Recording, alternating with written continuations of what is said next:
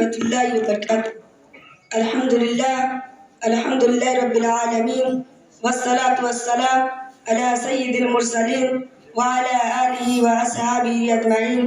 أما بعد، قال الله تبارك وتعالى: أعوذ بالله من الشيطان الرجيم، بسم الله الرحمن الرحيم. وما أرسلناك إلا رحمة للعالمين. صدر محترم اور مصفقہ اساتذہ کرام، دور دراز سے آئے ہوئے مہمانان گرامی اور پردہ نشین میری ماں اور بہنوں، میں آپ لوگوں کے سامنے جس موضوع پر تقریر پیش کرنا چاہتا ہوں اس کا عنوان ہے کرو مہربانی تم اہل دمی پر۔ محترم سامعین، خالق کے اس کائنات کے اندر اگر نظر اٹھا کر دیکھا جائے تو اس میں بسنے والے انسانوں کی 3 قسمیں نظر آئے گی۔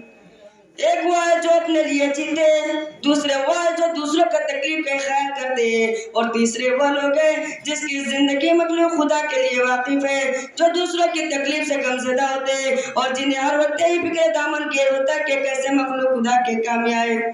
چنانچہ خدا کا رسول جو سراپا رحمت تھا، خود اس صفت کا حامل تھا، دوسروں کی تکلیف دیکھ کر جس کا دل منہ ہو جاتا تھا، وہ رسول کہ جس کو خدا تعالیٰ نے رحمت للعالمین بنا کر بھیجا تھا۔ حضرات، شفقت و مہربانی دوسروں کے ساتھ حسن سلوک کی ایسی صفات ہے کہ ان کا حامل کا بھی تعریف ہے۔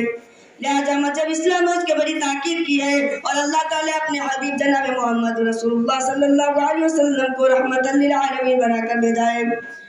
آپ نے وہ سمجھا لیتے ہی بے سہاروں کا سہارا دیا، غیر مسکینوں کی عنایت اور ظلموں پر بہت سے کرتی دنیا کو آغوش میں جگہ دی، اور کیوں نہ کہ آپ دنیا کے تمام لوگوں سے زیادہ رحم دل و شفیق تھے۔ اس کے کے چند واقعات کو اسے گزار کرتا ہوں جن سے یہ اندازہ ہوتا ہے کہ اللہ کے رسول کس قدر رحم دل و شفیق تھے۔ چنانچہ بدر کی لڑائی میں جو کفار عقید کیے گئے تھے، ان کے بارے میں آپ نے صحابہ کرام کو تاکید کی کہ ان کو کھانے پینے کی کوئی کمی نہیں ہونی چاہیے۔ چنانچہ صحابہ کرام خود بھوکے رہ جاتے یا کھجوروں سے کام چلا لیتے، لیکن ان قیدیوں کو اچھے سے اچھا کھانا کھلاتے۔